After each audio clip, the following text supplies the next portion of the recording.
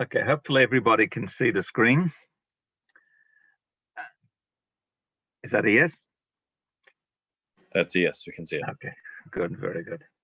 Yes. So let's have a look at, excellent. Let's have a look at Parsha Vayigash, a very, very exciting Parsha, a dramatic Parsha. And we're going to look here at the approach of Yehuda to Yosef. But before we do so, we're going to have a look at the lead up to that, which is really the last few psukim in the case. So let's have a look and see what the lead up is to this dramatic stand of Yehuda as he approaches Vayigash Elov Yehuda. So let's have a look. Vayomer lahem Yosef. Yosef says to the brothers, this is after they've now hauled them back before the viceroy of Egypt, who they don't know is Yosef yet. And of course, the crime seems to have been committed by the youngest brother, Benjamin. And Yosef says to them, what is this that you've done? Halo yadaitem, do you not know? Ki nachesh yenachesh ish asher kemoni, that a man like me can make divinations, can work out these things?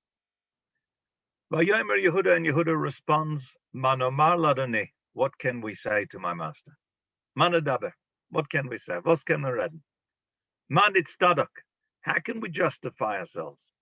Holakim matzah savayna v'decha, God has found an area now to punish us for the sin of your servants.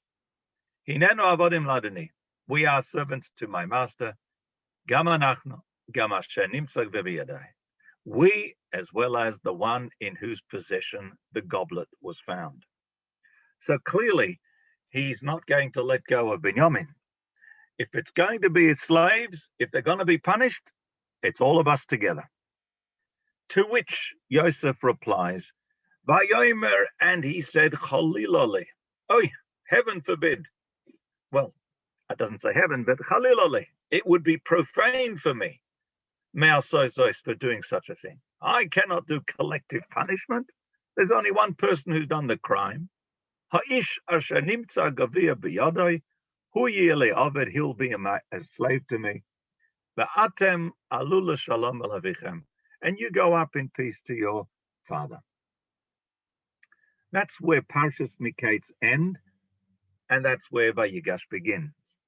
But it's interesting that Yehuda uses three expressions: manomar, manadaber, or manitzdadak. What can we say? What can we speak? How can we justify ourselves?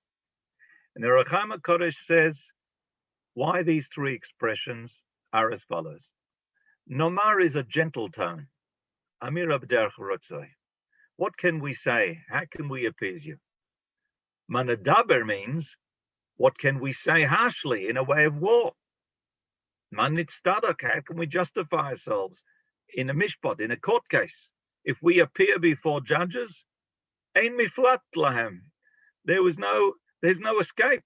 This could only be the work of God to punish for the sin. God has found a place now to collect his debt. And because the sin is in all of our hands, therefore here we are together. We are offering ourselves all as avodim to my master. But more than that, says the Rachaim, manitzdadak, how can we justify ourselves?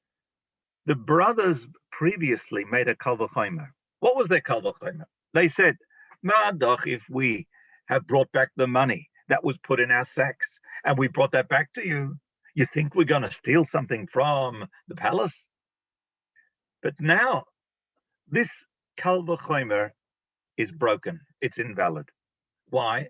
Says the Rachaim, Yehuda is now saying that now that the goblet has been found in the sack of Benjamin, in Binyamin, there's no kal v'chomer anymore. Why? Because the whole kal v'chomer was based on them bringing back the money. But Binyamin didn't bring back the money. Binyamin was not one of those. So the kal v'chomer doesn't apply to him. He may be an outright ganef, according to that argument. Of course, they don't hold of that, but the kal v'chomer is now not valid for the one who has taken the goblet. What is Yosef's response? Yosef says, don't give me this business about what you've sinned against God, God collecting punishment. That's got nothing to do with me. Chaliloli. If Hashem has found a place to collect punishment for the sin, I'm not responsible for that. That's got nothing to do with me. If the crime is done, then the punishment has to be paid. And what we can see clearly here is the chait, the sin. On this, I am judging the man in whom it was found, and you all go back into peace. It is at this point that we find that Yehuda changes from a passive mode to a forceful one. And there are a number of different opinions as to why and what changes. Let's have a look and see how the Rachaim understands it. With this, with this I can understand. My mind is at ease, is the word that the Rachaim uses. My mind is at ease in what we see that Yehuda speaks such words. Shazeh Yagid, because when a person says, oy vey, what can we say? Manadaba. When a person says something like that, what does that mean? It means basically, we've got nothing to say. It means, kalu lo divrei pius, v'kibel hamishpat. It means that the words of appeasement, any argument we can say, is not going to work. We are ready to accept the judgment. So that's a very passive mode. You can't get more passive than saying manomar, manadaber, bos kemen zogen, what can we do? And yet, says the Rachaim HaKadosh, and yet, toch k'dei dibur, almost seconds later, Vayigash, all of a sudden Yehuda approaches. The dibur dvarim atikim, and he now speaks strong words or words of. But how does that happen? Uladvareinu tzadka dvarim. Says the Rachaim, based on what I told you before, it'll be well understood. Because Mikoidem Choshav, initially, what did Yehuda think? What did the brothers think? They thought, Ki me Hashem yatsa hadavar. This is simply coming from Hashem to punish them. Matzah lekim abayna. That was until Yosef, until the viceroy of Egypt, made that statement that we're keeping Binyamin and you go back home. When they saw, when they saw that Yosef is only wants to keep Binyamin, and he says, this was a sign for us or for you.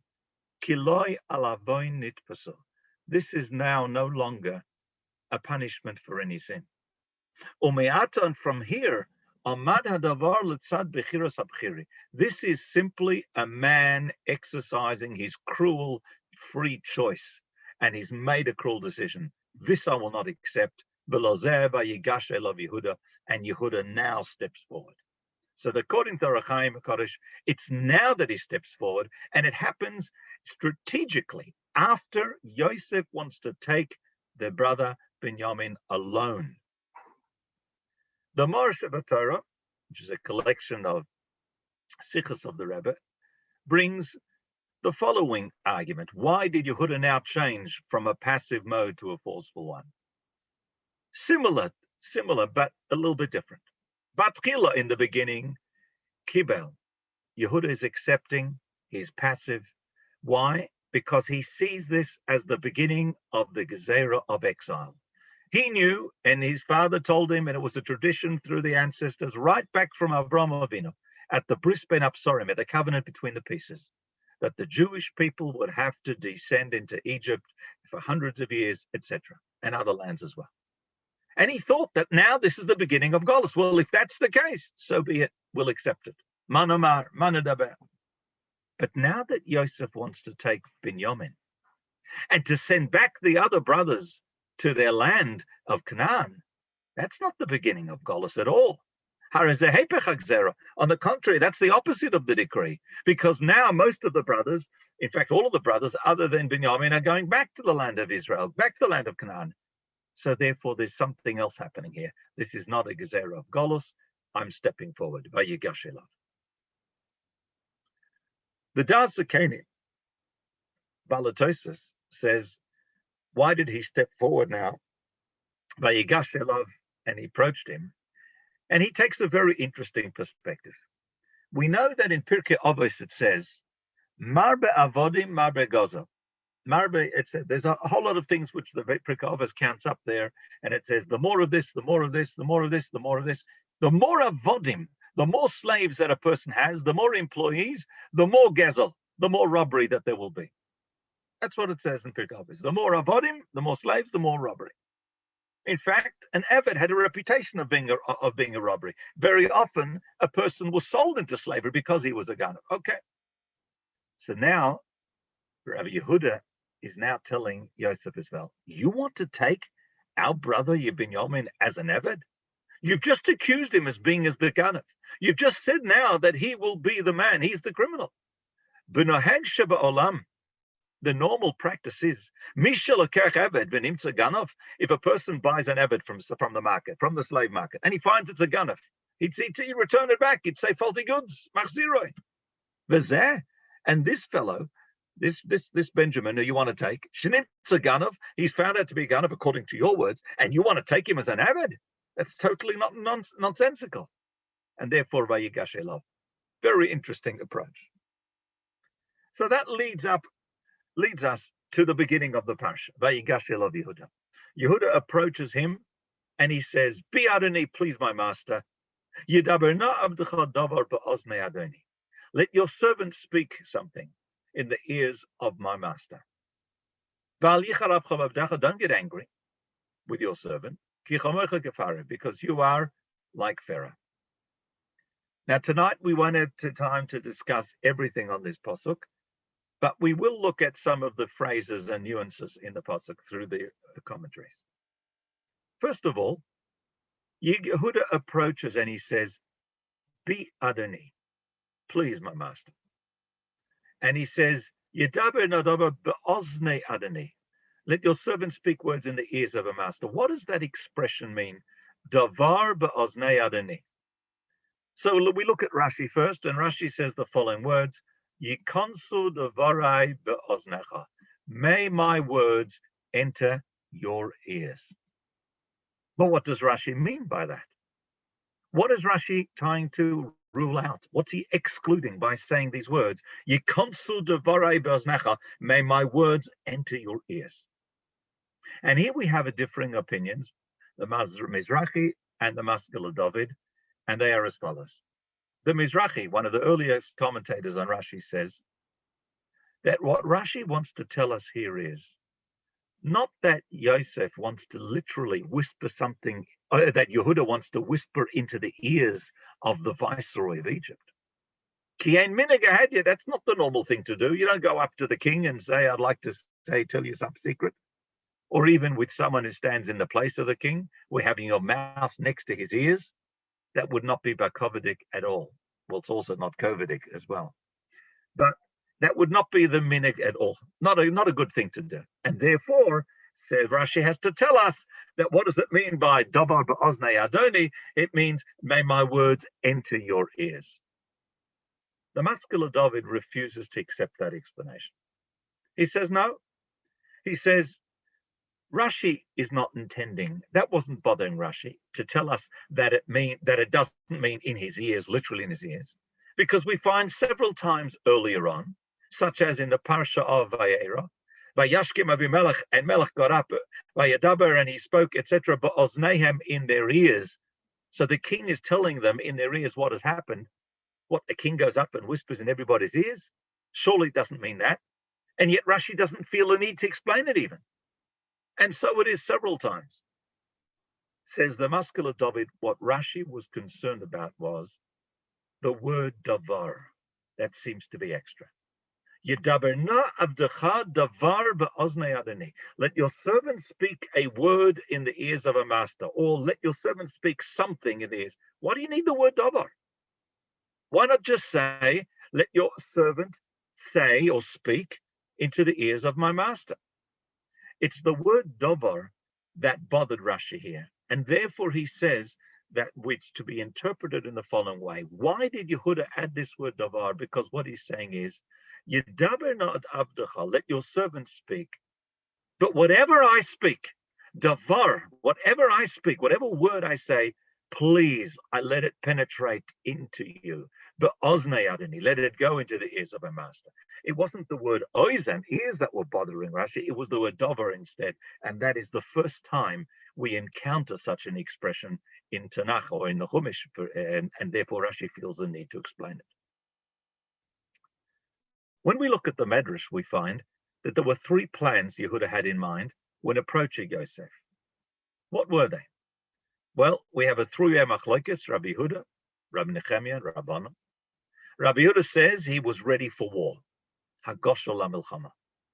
And he brings a proof from the Pasuk in Shmuel, where there the word Vayigash is used, where Yoav, the chief of the army, approached.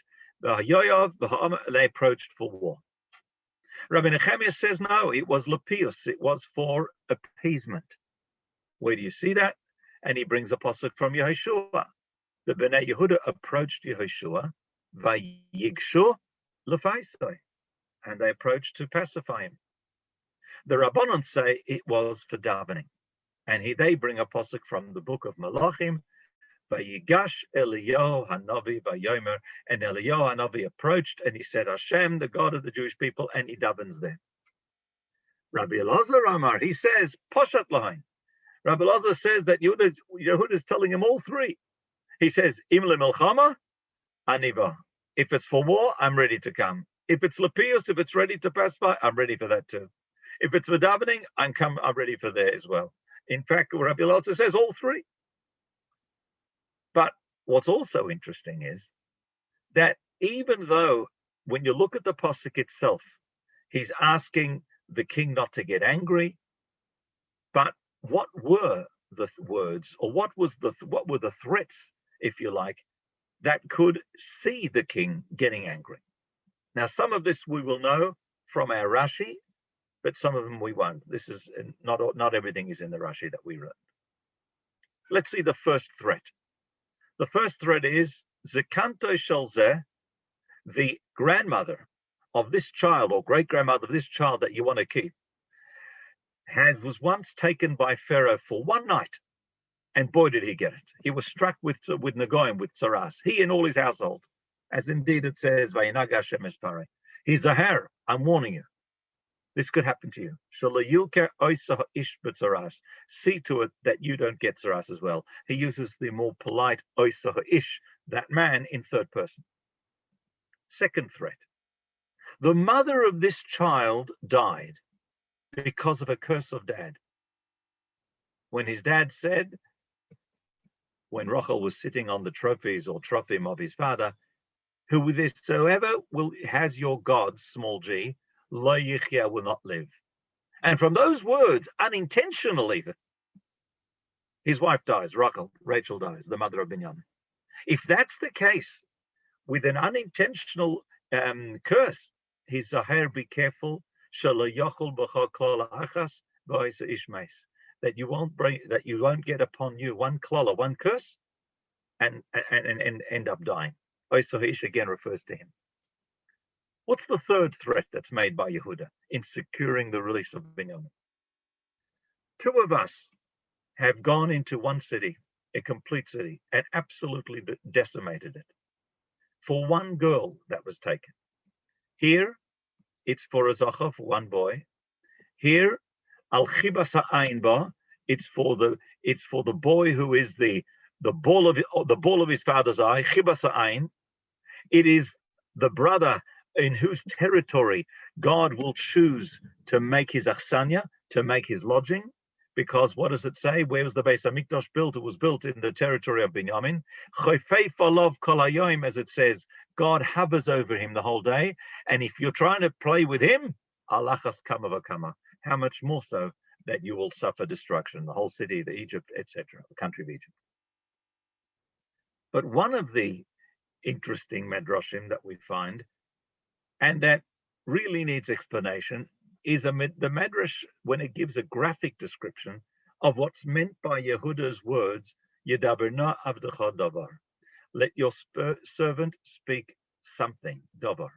And again, the medrash was probably bothered again by this word, davar, Why the need for the word davar? As we learned before earlier, according to the Maskil David, that puzzled Rashi as well, that bothered Rashi as well. The Medrash says the following, quite a graphic description here. Davar acher, says the Medrash. Yedaber na'abdecha, Amar Rabbi Yirmiyah bar Shmaya. Dever ani moitzi mibifnim, I will produce a plague from within my body. Umachnis dever benoi, and it's going to infect you. This plague that I have within me is going to absolutely infect you, umachale eschem, and destroy you completely. That's how Rabbi Yirmiyah understood it. And he gets it from the word davar, almost reading it as dever. Your servant will speak, but when he speaks, that's myself, it'll produce such a plague that it'll absolutely devour you. At the time when Yehuda got angry, when he got furious, the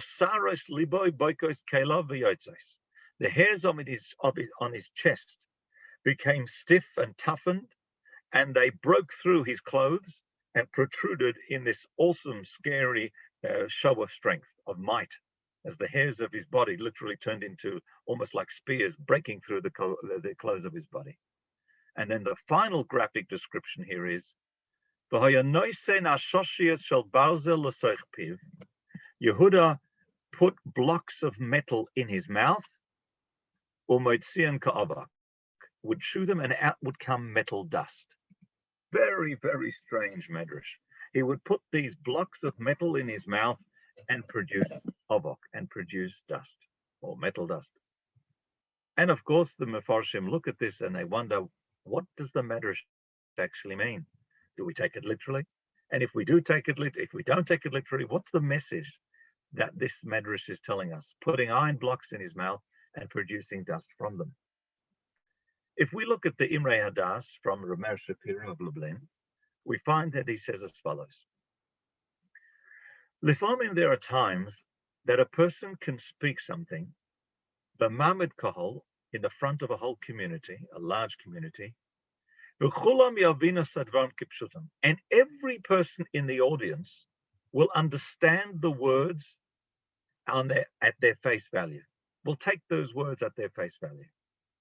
And it'll take sometimes only one man in the audience that will really fathom the meaning of the speaker, who will understand what the speaker means, la'amitai, in its truth.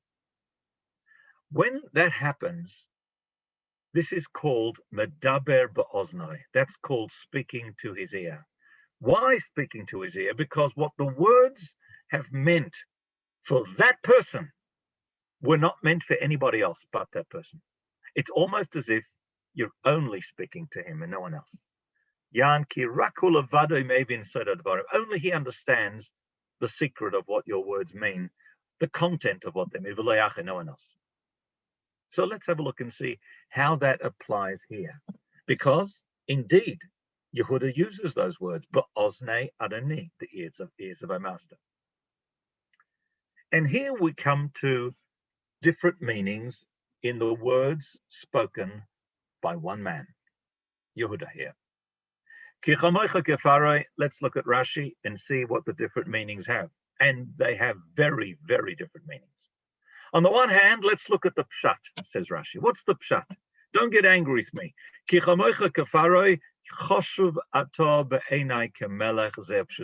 You are as choshev to me in my eyes as a king. So please, I'm begging of you, I'm asking nicely, don't get angry. That explanation, which is the pshat, which is the face value of his words, is what the rest of the people were to understand. The rest of the audience will understand exactly that meaning. You are as choshev to me in my eyes as the king. Dover acher, but there's another explanation. What does kichamocha kefaro mean? And Rashi brings several, but I'm bringing just one here of the Rashi. Im takni teini, if you anger me, I'll knock your block off. I'll kill you and your master. Amazing words. You anger me, I'll kill you and your master. You and your pharaoh. Who was that meaning intended for? Says the Imrei Das, says Rabbi Shapiro, That was intended for only one person in the audience, only for Yosef. He was to understand that. That's exactly what he was telling him. And therefore, what was happening was as follows. The Medrash tells us that he put metal blocks in his mouth, but produced dust. And we wondered, what does that mean exactly? Explains Rabbi Shapiro what that means was, on the one hand, it's like spears, it's like daggers coming out of his mouth or being put into his mouth. But for the rest of the people, it's only like powder, it's like dust. For the rest of the people, the face value, the pshat is, yes, you're choshev in my eyes, you're a king, I'm giving you due respect, etc. That's the powder. That's for everybody else. That's the pshat. But what's the hidden meaning? What is the ashoshias shel barzel? What are the metal blocks that are in the mouth of Yehuda? That's the meaning that he reserves for one person in the audience, and that is for Yosef. And he wants Yosef to understand it. And in fact, he does. He does. Yosef gets scared, according to the Medrash, indeed. So this, according to Ramesh Shapiro, is what it means by the iron blocks in his mouth, producing dust from them. But it also explains why the Torah says, or why Yehuda uses the words, Ba'oznei Adoni, the ears of my master. I'm going to speak, but what I speak will have a different meaning for you as it will for the rest of the people here. And therefore, Ba'oznei Adoni. How interesting, says Ramesh Shapiro, that a similar example we find replicated in the mitzvah of Hakel, where once every 7 years, at the end of Sukkot, what would happen is you'd have the king standing up on the bimah, or the second day Sukkot, the king would stand up on the bimah, and he would be told to read the Torah be'ozneihem, in the earshot, in the ears of all the community. The king of Israel had to read the Torah. He had to read it in front of millions of people once every 7 years. But when he read it in such a way that the words of the Torah that he would read would penetrate every single Jew, according to whatever level they were on. The men, the women, the children, the clever, the fools, everybody together would get a message that was reserved particularly for them. And that was something extraordinary that only the king could do. The king being the heart of the Jewish people. Melech Yisrael, as the Rambam says, is the lev of Israel. Interesting. Ba'ozneihem, in their ears, every person according to their level of understanding and what they needed to hear. Well, why does it say Vayigash at all? Why does Yehuda have to approach? He's been standing close to Yosef fairly much until now. Second of all, Vayigash love Yehuda, and Yehuda approaches him. Why does it mention him? Why not simply say Yehuda approached? Obviously, he's approaching him. He's speaking to him. Why plead, Be Adonai, please my master? What does he mean by that plea? If it's a plea not to get angry, then he should have said those words next to the plea of Al Yicharab Chavavdecha, don't get angry with your servant. He doesn't do that. Let's have a look at the pasuk and see that to understand that better. Vayigash elav Yehuda, Yehuda approached, and he said, Be Adonai, please my master. Let your servant please speak in the ears of my master, and then don't get angry.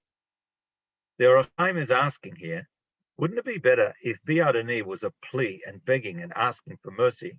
Wouldn't it be better to say, Vayigash elav Yehuda vayomer, and he said, let your servant speak words in the ears of my master, then put the words, Bi Adonai, please my master, don't get angry with me. These words, Bi Adonai, belong to Al Yicharabcha, don't get angry. And yet it seems almost as if that Bi Adonai, he's pleading for something else. Not just don't get angry. But what is it? What else is he asking here for? So we have 3 questions. Fourth question, what is meant by Ba'oznei Adonai, the ears of my master? A question which we've addressed already before by Rashi, by Ramesh Shapiro. And the 5th question, how can he beg the viceroy not to get angry if indeed kichamocha kefaroi? If you are like Pharaoh, then jolly well he should get angry if he's going to speak harshly with the king. All these questions were asked by the Rechaim HaKodesh, and I won't go over them in the Hebrew because we've just gone through them in English. Let's have a look and see how the Rechaim explains it in a unique manner. I haven't seen anybody else learn this way. Says the Rechaim HaKodesh, Yehuda breaks protocol. Why does he break protocol?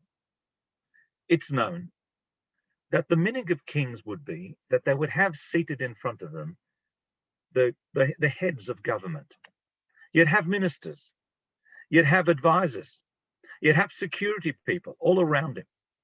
If a man ever wanted to come and speak and talk about some law, something, or beg something from the king, he would never, ever be allowed to stand directly before the king.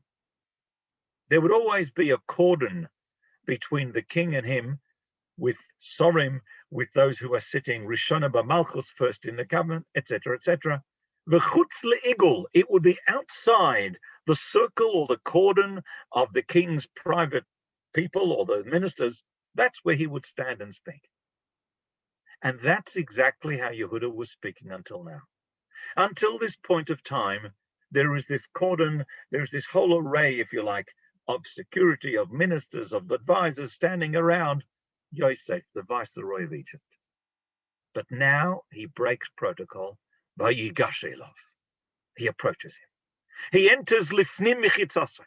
He goes within the mechitza, within the boundary, within the barrier. And he's now standing between the king and the Sorim. It's just him facing Yosef. Kedei shelo yishmu devarav, in order that no one should hear his words except for the king.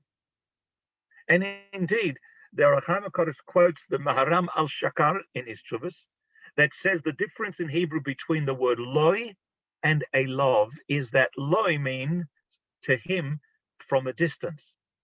But elov, vaydaber elov, when you speak to him, it's close. It's very, very up close. And that's what Yehuda does now.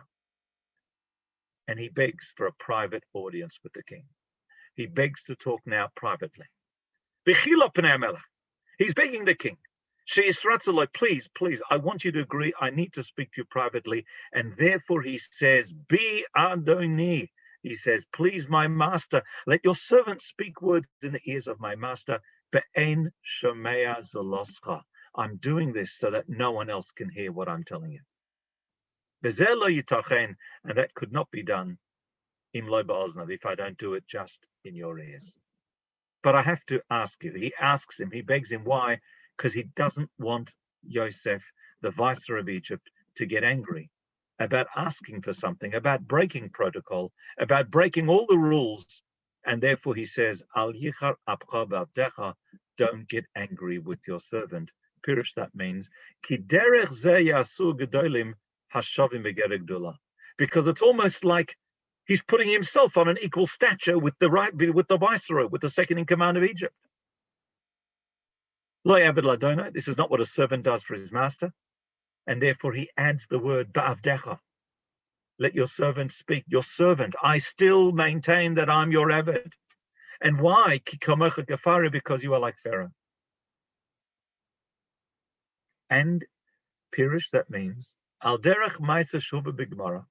It's similar to a story that actually happened in Gemara with Katia bar Shalom, to whom they said, Nitzachta lemalka, you've won the argument with the king, but anyone who wins the argument of the king, it's big trouble for him.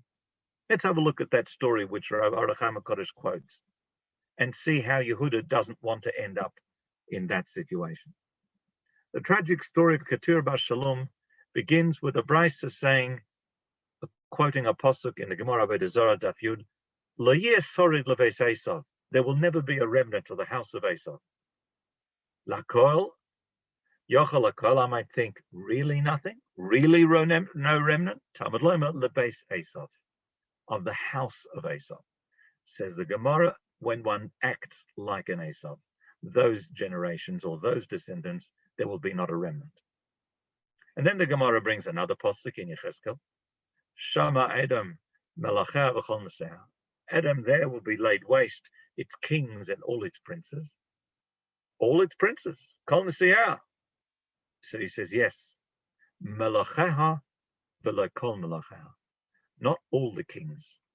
Kol Nesiah, all her princes, but not all her officers. And the Gemara brings two examples of amazing people that came from Esav. Not all the kings, that's Antoninus ben Asverus, who had a tremendous relationship with Yehuda Hanassi, Rabbi Yehuda Hanassi, and all the Seah, all her leaders, not all her officers though, all her leaders, but not all officers, to exclude Katia bar Shalom. Katia bar Shalom from Esav is excluded from destruction. There's a special spot reserved for him. Who was this Katia bar Shalom? Mayhavi. The Gemara says, the Kisra, there was the Tsar, the Caesar, the Roman Caesar, who hated the Jews. And he turned to the Chashuv de Malchusa, he turned to the Chashuv, the nobles of his kingdom. And he asked them, if you've got a sore on your foot, should you cut it out and then you can live in peace? Or should you let it fester? And they said to him, of course he should cut it out and live.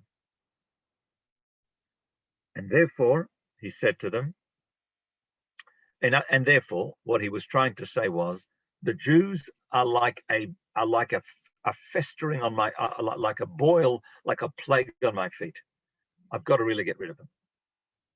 And one minister spoke up, Katia bar Shalom, and he said, Your Majesty, he says, one point I want to make is, you'll never destroy them all. There'll always be Jews festering around. You'll never destroy them all. As it says in the book of Zechariah, and he quotes the pasuk, because like the four winds of the heaven, I have spread you. And this is a strange verse. Like the four winds, like the four directions of the heavens, I have spread you. It should have said in the four directions, if it meant scattering. But what the pasuk Zechariah is telling us, said Katia bar Shalom, is just like the world needs winds to make the plants grow, to move things around, to move the clouds, to move the rain. Just like a world needs winds, so also the world needs Jews. There will always be Jewish people. You will never be able to succeed. Don't start up. And second of all, Your Majesty, Korulach Malchusa Katia. They will be known, your kingdom will be known as the murderous kingdom. How would you like to go down in history as the kingdom that butchered the Jews? Not a good reputation. Amalei, the Caesar accepted the argument, both arguments. Meimer Shapakamar, he says, you spoke well. Miubat, called the Zachi de Malka, anyone who beats the king in an argument like that, gets the punishment of the Kamunya Chalila. It was a terrible, terrible way to die. What they would do is they would lower a person through a chimney or through a roof of a house or a room, and the room was completely full of sand. And they would lower the person in, and he would sink into the mountain of sand and eventually suffocate to death as he would go down. And they did this to Katilian Bal Shalom, who actually succeeded in saving the Jewish people from that Gezerah anyway. And the Gemara says that as they took him and they lowered him, there was his matronissa, there was his Roman governess who said, Oi, Vaile Ilfa de Osla Blomirsa. She saw this self-sacrifice of this Jew, not this Jew, of this Roman coming from Esav, Katil Shalom. She says, woe to the ship that hasn't paid the taxes. In other words, this man, he might as well be Jewish. He's protected them, but he hasn't got the mark of a Jew. He hasn't had circumcision, and he's going to leave this world, and he's like a ship without the taxes. He hasn't paid the registration fee. Immediately, Katia bar Shalom fell, bent down. Al Reisha bent his head down. The Ullah say and cut, and he gave himself a bris milah. He did immediately a circumcision, and he declared and he said, Yehovah's michse, I've now paid the taxes. Chalfis avris, and I can go. And ki kashodale, when they threw him to his death, he declared, I give all away all my possessions to the great rabbi of the Jewish people, Rabbi Akiva, and his friends. And then the Gemara says something about Rabbi Akiva, which I'm not going to go into here. A Yotzes Baskel ve'omra, a Baskel went out and said, Ketir bar Shalom, get straight into Olam Haba. And Rabbi Yehuda Anossi heard this, he cried and he said, Yesh kon olama b'sha'achas, you can have a person who acquires his world in 1 hour. And some others have to take years and years and years to acquire Olam Haba. What an amazing man, this person is. Says the Orach HaKodesh, quoting this Gemara, this story, Yehuda did not want to share the same fate. Lozeh, therefore, says the Orach HaKodesh, if Yehuda would have beat Yosef in front of all those around, he would have come into Sakonas Mavis. He would have put himself into danger. It would be like suicide. Because he would then be called the one who beat the king in an argument publicly. And in order that he shouldn't say, oh, look, the king is Pharaoh. Therefore he says, no,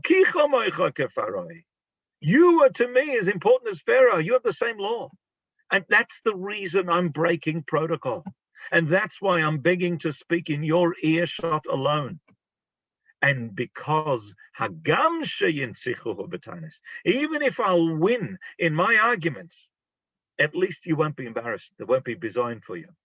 And therefore I will not be called a notzeach lamelech, one who conquered the king, who will be chayiv, because it's only between me and between you. It's beini uvencha. That's how the Orach HaKodesh understands why it had to be in this way. And in this beautiful way, he's answered all 5 questions that we asked before. It explains what is meant by Azne Adonai, why he begs him Kichamocha Kefaroi, why he says Bi Adonai. If it's not a plea to get angry, it's explaining why he's now moving, breaking the cordon. It explains why it says he approached him, because he's going up close to him. And it explains why it needs to say Vayigash. Yes, he had been standing close, but now he's moving right close up, going through the cordon and standing just in front of the Viceroy himself. Fascinating Orach HaKodesh answering all those questions. Then the Orach goes on to talk about the word Elov, and the focus is on himself now. Let's have a look at some of the explanations offered for Elov to him. Alternatively, says the Orach HaKodesh, Yehuda did not want to speak, or only wanted to speak Elov to him. Why? Because they now understood, the brothers understood, Yehuda understood, that this Gezerah is not coming from Hashem as a punishment. As I explained, says Orach Chaim, in the previous Parsha, as we started off tonight, learning in the end of Miketz, that Yehuda is stepping forward now, because as soon as Binyamin is now being taken and they are being let free, that is not a punishment for them. When he says, Chalila, I will not take you, I'll let you all go free. And if it's not coming from Hashem as a punishment, this is coming directly from Yosef. It's coming from, of course, everything comes through Hashem, but it's not coming as a punishment, as Hashgacha Pratis, because of what they did. It's Yosef exercising his Bechira, and now it's Elov. I'm talking to you as a person. I'm now not begging, etc., and saying Manu Mar, Manu Daber. It's a totally different now attitude. Another reason Elov appears, perhaps, says the Orach HaKodesh, the word Elov also appears because he's saying this for the good of Yosef. He's saying, as Rashi himself says, what do you want? You want to take my brother Binyamin, our youngest baby brother, you want to take him because you want to make him your personal Eved, your personal security guard, your employee, your servant. I'm better than him in any way you want. Vayigash Elov, he approaches him, says the Orach Chaim, Pirish, that means to be taina, anything that you could use this Binyamin for, I'll be better. So therefore it's Elov. You, Yosef, stand to gain personally. Furthermore, Yehuda needs to justify how he has changed his previous offer. We remember at the end of Miketz that Yehuda said, Manomar hinena avodim, gam anachnu, gam asher nimtzach b'yadai. That was their first offer. The first offer Yehuda made as soon as the cup was found in the sack of Benjamin was, we're all going to be slaves, all of us, including the one in whose possession the cup was found. Now, all of a sudden, that's changed. In Vayigash, that offer is totally changed. And Yehuda could be called to task. How are you contradicting yourself? Before you said we're all servants, slaves, and now you're saying what? Now you're saying that you're offering yourself only, and everyone else should go back home. Therefore, Yehuda needs to say, why I'm changing my argument, it's because you changed. A love. What I'm telling you now, that Yeshiv na Abdecha, let me stand instead of him, let him go back with his brothers, that's a love. That's because of what you said.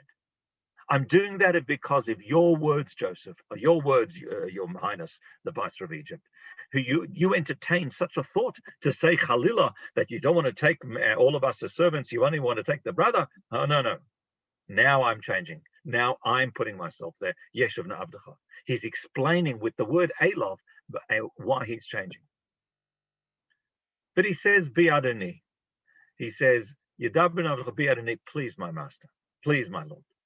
And here we find that Meforshim all talk about this expression. Let's have a look at that expression again. Yedaber na Abdecha davar baznei, but he says, Bi Adoni. He doesn't just say be, please. He says, Bi Adoni, please, my master. It's these words here that we're going to focus now as we draw the shir, as we draw to a close tonight. Bi Adoni, please, my master. Let's have a look and see how the Orach HaKodesh takes this. Bi Adoni. There are three reasons he offers. Number one, Yehuda is not the oldest brother. And Yosef might indeed say, hey, you're not the oldest of the brothers. Why are you opening your mouth? And Yosef knew who the oldest was. After all, Yosef seated them in order of age, as we learnt last week's Parsha, something that made them that bamboozled them. They were so astonished about that. Kiruben Abachor. And the viceroy of Egypt knew that. As they sit before him in that way, he tells them to sit that way. So in that case, why are you speaking so much? You're not the oldest brother. For this reason, he has to say, Bi Adoni. With me, I am the one who needs to put this. So as he says in the end, it's me because I took the initiative to guarantee the safe return. And in case he gets angry, he has to first say that. Bi Nogeya Hadavar. For me, I stand to lose the most. That's why I'm opening my mouth. Strangely, in the second explanation, the Orach HaKodesh says, please, my Lord, maybe for a second reason. You say that Binyamin, our youngest brother, stole the cup. It's not true. I stole it. Bi Adoni, look at me, my master, look at me. Pirish, ani ganavti hagavir. I was the one who planted it. I put it in the sack of Benjamin. Now, shura sadin titain kihuli lached. It's now, it should be that I'm the one who should be taken as a prisoner. Because Binyamin makrish, Binyamin is denying it. Yehuda is confessing it. So I should be the abbot. So according to this explanation, in these words, Bi Adoni, he's saying you're looking for a culprit. You're looking for someone to blame. If there's anyone to blame, blame me. And finally, in the third explanation, Yehuda is saying Bi Adoni with a very different tune, It says the Orach HaKodesh, the third remez the Pasuk is telling us is, the word no could mean please, but the word no in Hebrew can also mean now. In fact, the word no has three meanings. It could mean raw, it could mean now, or it could mean please. And in this explanation, the third explanation, the Orach HaKodesh takes the word no as meaning now. Let's have a look at it.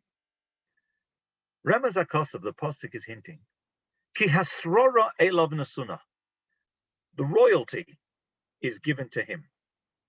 And what he's saying is as follows. Bi talui kinoi teves Adoni.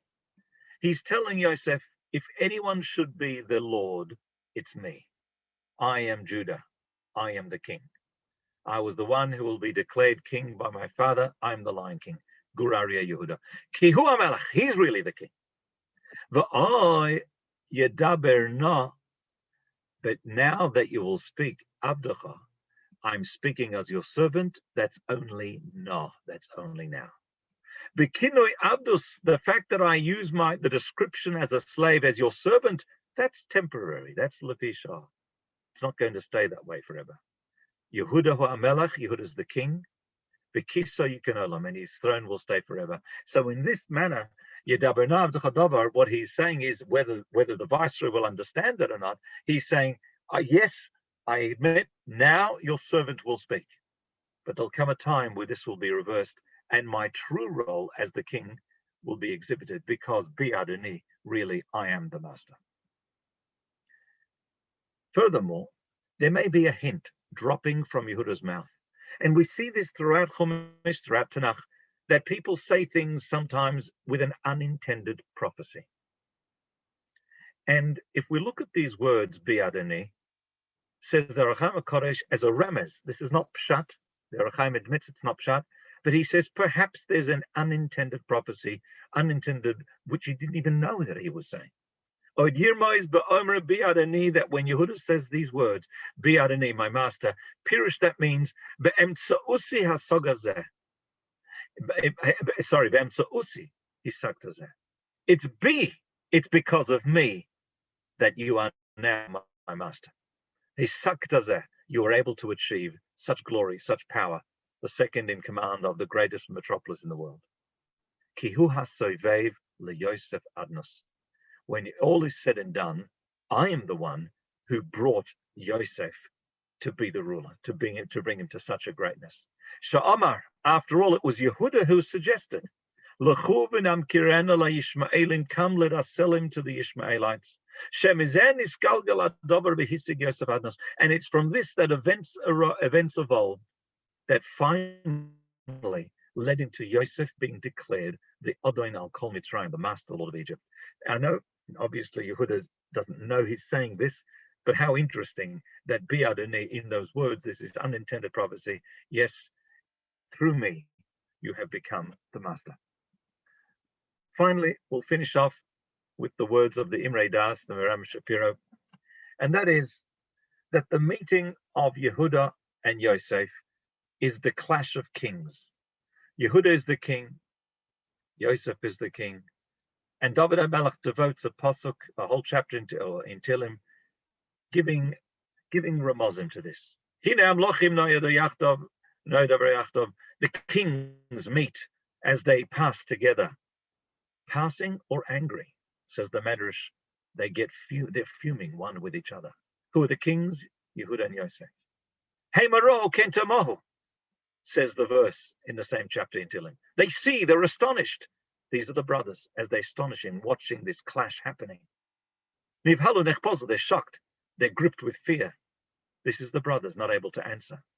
Ra'ada chazasam sham, fear grips them there. These are the tribes as they say, Malachim edainim elu meilu. The kings are fighting out. They're battling with each other. Onu ma ichpaslonu. What can we do? What difference does it make to us? Let the king fight with the king. Who are we to join in? And then Vayigash of Yehuda approaches. Echad be'echad yigashu. One to one they approach. This is Yehuda and Yosef. V'ruach lo yavo b'neihem. And the wind will not pass between them. These are the tribes. As they say, as the kings battle it out, how can we get involved? So the Maram Shapiro on this Medrash, that the Medrash is hinting to the fact that there will come a time where there will be the Mashiach ben Yosef heralding or coming before the Mashiach ben David. Mashiach ben Yosef coming from the tribe of Yosef, and the Mashiach ben David coming, of course, from the tribe of Yehuda.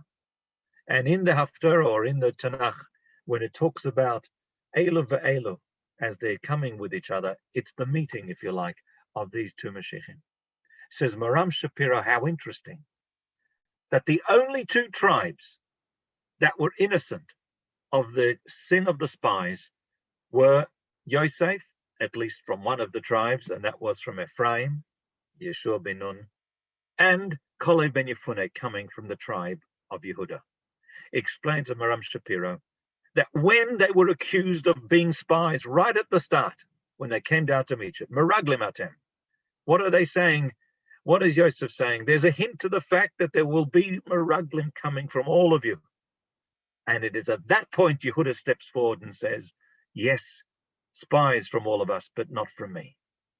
I will have a faithful a mission, a faithful shliach in the form of Yeshua ben Nun, and you will have one as well, Ephraim ben Manasseh. And it is this joining, if you like, of the two tribes coming together that have the formula of the Mashiach ben David and Mashiach ben Yosef coming together as well.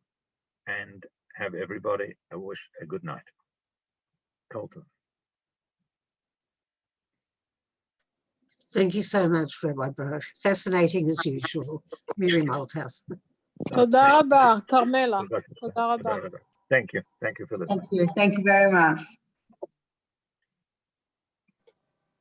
Thank you. תודה רבה. בבקשה. Thank you, Rabbi Broh.